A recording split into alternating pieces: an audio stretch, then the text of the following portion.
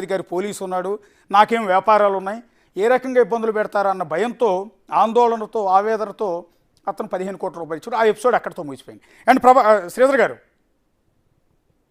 గారు చెప్పండి. Yeah yeah yeah అది అది కన్వెన్షన్ వ్యవహారం అక్కడితో ముగిసిపోయింది. And then next Prabhakar Rao అండి ఎంత మందితో చెప్పించిన సైబరాబాద్ పోలీసులు క్లియర్ గా మీరు ప్రభాకర్ రావు తోటి వెళ్ళి సెటిల్ చేసుకొని ఏ సబ్జెక్టులు కూరగాయల షాప్ వాడు కన్వెన్షన్ ప్రతిదీ అండి మమ్మల్ని రకరకాల ఇబ్బందులు పెట్టారు. మీరు మా మీద ఉన్న కేసులన్నీ చూస్తే దేంట్లో కూడా ఫైనాన్షియల్ ఇన్వాల్వ్మెంట్ లేదు.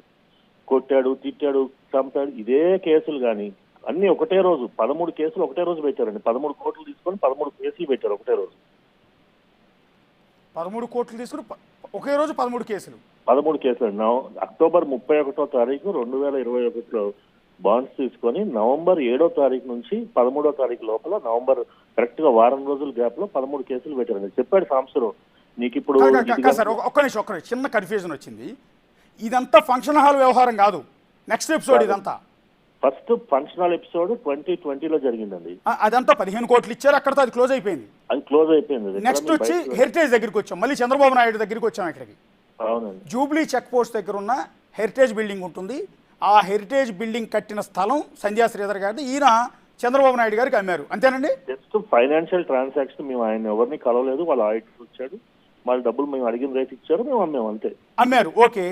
మీరు అమ్మారు, చంద్రబాబు నాయుడు గారు కొనుక్కున్నారు, హెరిటేజ్ బిల్డింగ్ కట్టుకున్నారండి. మరి డిస్ప్యూట్ ఎక్కడిది?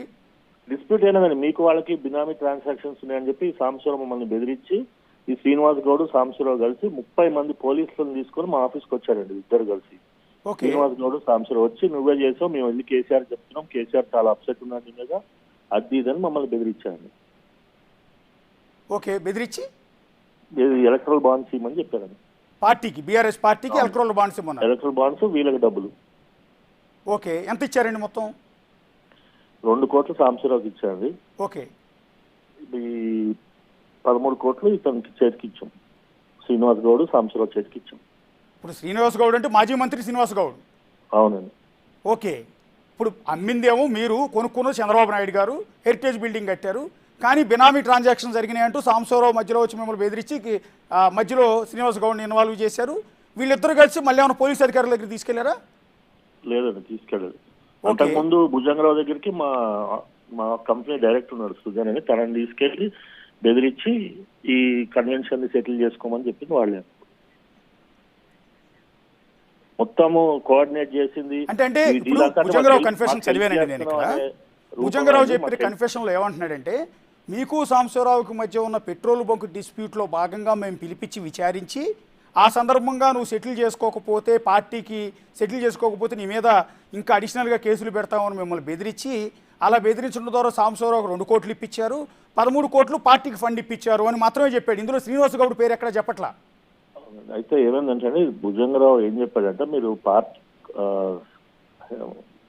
సీఎం మీ మీద చాలా కోపంగా ఉన్నారు, మీరు సెటిల్ చేసుకొని డబ్బులు ఇవ్వకపోతే మేము ఇన్వాల్వ్ ఇంకా కేసులు ఫర్దర్గా అవుతాయని చెప్పేసరికి మేము ఎందుకు మాకు ఇదంతా తలనొప్పి అని చెప్పి అప్పటికప్పుడు ఆ డబ్బులు కూడా వీళ్ళే వేరే ప్రాపర్టీ అమ్మిపించి ఇప్పించాడు. మళ్ళీ ఈ సాంబశివరావు వేరే ప్రాపర్టీ అమ్మిపించి ఇప్పించాడు డబ్బులు. మా దగ్గర అప్పటికప్పుడు డబ్బులు లేకపోతే ఇమీడియట్ 24 hours లో డబ్బులు ఇప్పించి ఈ ప్రాపర్టీ వేరేది కోకాపేటలో ఒక ల్యాండ్ అమ్మిపించి డబ్బులు ఇప్పించి ఆ డబ్బులు తీసుకెళ్లి వీళ్ళకి ఇచ్చారు.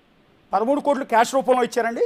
లేదండి, సారీ ఎలక్ట్రల్ బాండ్స్ రూపంలో మీరు బాండ్స్ కొని వాళ్ళకి ఇచ్చారు.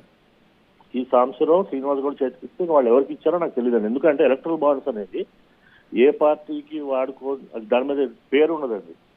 ఓకే, ఎలక్ట్రల్ బాండ్స్ అనేది ఏ పార్టీకి ఇస్తే ఆ పార్టీ వాళ్ళు వాడుకోవచ్చు, అది అకౌంట్ చేసుకోవచ్చు. దాంట్లో 2 టీఆర్ఎస్ అనో 2 కాంగ్రెస్ అనో అన్నట్టు. ఓకే, అవును, డీడీ లాగా అండి, క్యాష్ కింద కన్వర్ట్ చేసుకోవచ్చు ఆ తర్వాత. అవునండి. ఓకే, ఇప్పుడు మీరు చెప్పింది చాలా సంచలనమైన ఇష్యూ శ్రీధర్ గారు. ఇప్పుడు శ్రీనివాస్ గౌడ్ పేరు ఫోన్ ట్యాపింగ్ వ్యవహారంలో ఎంతవరకు రాలా?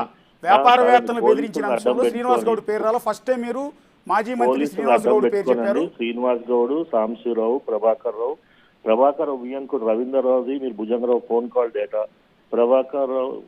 రవీందర్ రావు చేసిన అరాచకాలు, రియల్ ఎస్టేట్ వాళ్ళని, హవాలా వాళ్ళని ఎంతమందిని బెదిరించాడనేది అసలు మీరు ప్రభాకర్ రావు మీద ఫోకస్ చేస్తే, వీళ్ళకి తీస్తే మీకు చాలా వస్తాయండి. రవీందర్ రావు ప్రభాకర్ రావు కంటే అరాచకాలు ఎక్కువ చేశాడండి. ప్రభాకర్ రావు అడ్డం చూపించి వియంకుడు అని చూపించి రవీంద్రరావు చేసిన అరాచకాలు, సాంబశివరావు చేసిన అరాచకాలు కొన్ని కావాలి. కొంతమంది జీవితాలు అంటే మమ్మల్ని చేసిన హెరాస్మెంట్ కి సూసైడ్ చేసుకొని చచ్చిపోతే మొత్తం ఆస్తులు మనమే అయిపోతాయని మా టెనెంట్స్ అందరినీ ప్రేరేపించి అందరితో కేసులు పెట్టారండి. పోలీస్ స్టేషన్ లో కేసు పెడితే కూడా తీసుకునే స్టేజ్ లో మాది. మా ప్రాపర్టీలో మమ్మల్ని రానివ్వకుండా అన్నిట్లలో ఒకటి కాదండి, మాది అప్పా జంక్షన్ లో ఉన్న 20 acres లో మా డైరీ ఫార్మ్కి ఇస్తే అతనితో కేసు పెట్టించారు, కూరగాయల షాపర్తో కేసు పెట్టించారు, ఫుడ్ కోర్ట్ లో కేసు పెట్టించారు, అందరితో కేసులు పెట్టించి రెంట్లు ఎవరు కట్టకుండా 2 ఏళ్లు విపరీతమైన మానసిక క్షోభ పెట్టారండి.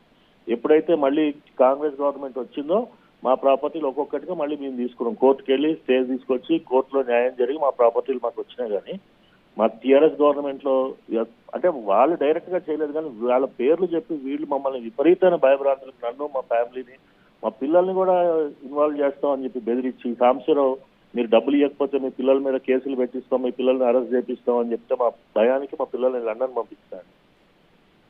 ఓకే, అంటే ఇందాక మీరు మాట అన్నారు, ఒకవేళ ఈ వేధింపులతో నేను ఆత్మహత్య చేసుకుని చచ్చిపోతే ఆస్తులన్నీ వాళ్ళే లాక్కోవాలని ట్రై చేశారు అని. అవునండి. ఎలా సార్? వియంకుడు రవీంద్రరావు చాలా పెద్ద డేంజరస్ క్రిమినల్ అండి, కన్నింగ్ మనిషి. అతని గురించి మీరు కనుక్కోండి. శంషాబాద్ లో పెద్ద ఇల్లు కట్టుకొని 111 జీవోలో ఇల్లు కట్టుకొని ఉంటాడు అతను. ఈ శ్రీనివాస్ గౌడ్, సాంబశివరావు చాలా క్లోజ్ నెక్సెస్. వీళ్ళ పేర్లు బయటికి రానియకుండా పోలీసులను అడ్డం పెట్టుకొని వీళ్ళు చేసిన సెటిల్మెంట్లు అన్ని వీళ్ళు చేశారండి.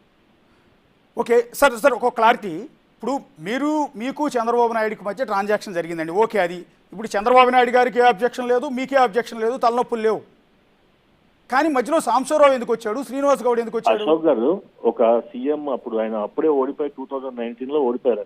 ఓకే, ఓడిపోయాక ఆయనకి మాకు సామాజిక వర్గాన్ని లింక్ చేసి మీకు వాళ్ళకి ఇది ఉంది నువ్వు అని చెప్పి ఎంత మానసికంగా క్షోభ పెట్టి బెదిరించారండి. ఓకే, ఇప్పుడు అట్లాగా సార్. ఇప్పుడు ఇక్కడ ఒక్కసారి ఇది ప్లే చేయండి, ఒక్క నిమిషం మీకు చదివి వినిపిస్తాను. భుజంగరావు ఇచ్చిన కన్ఫెషన్లు ఏమన్నాడంటే,